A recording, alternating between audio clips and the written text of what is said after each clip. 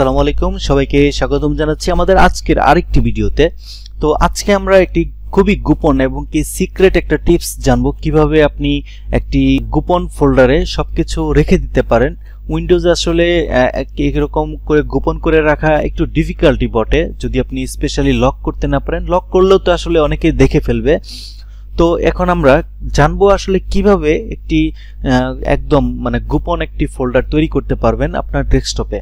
আসলে আমাদের অনেকেই দেখা যায় একটা পিসি কয়েকজন মিলে ইউজ করি, কিন্তু আসলে একটি পিসিতে অনেক ইনফরমেশন আমি রাখতে চাই, আমার কোনো গোপনীয় জিনিস কিংবা কোনো সিক্রেট জিনিস যেটা আর কেউ দেখতে না পারুক, এটা আমি চাই। কিন্তু এরকম করে রাখা পসিবল হয় না, কারণ একটা পিসি কয়েকজনের হাত বদল হওয়ার কারণে একজন আরেকজনের ফাইল দেখে ফেলে।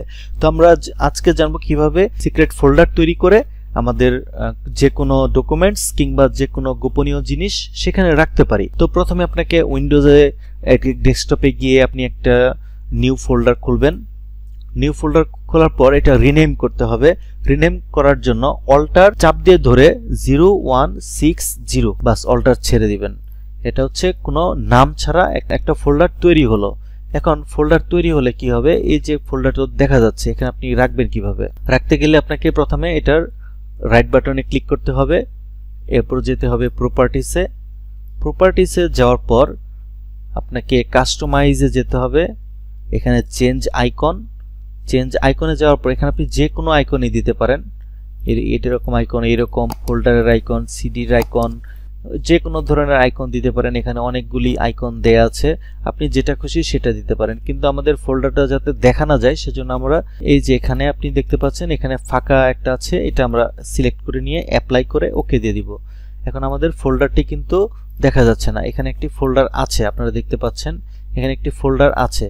এখন আপনি যদি যে কোনো একটা ফাইল এখানে রাখতে চান, ধরেন এখানে আপনি ঢুকলেন, ঢোকার পর এখানে যে কোনো কিছু আমরা টেক্সট ডকুমেন্টে নিলাম, এখানে আপনি যে কোনো কিছু লিখে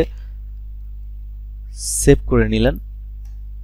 সেভ করার পরে বের হয়ে গেলেন, এখান থেকে বের হয়ে গেলেন।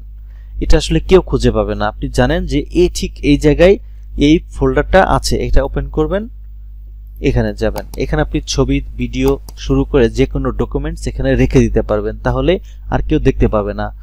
তো এই ছিল আমাদের আজকের টিপস। ধন্যবাদ সবাইকে, আসসালামু আলাইকুম।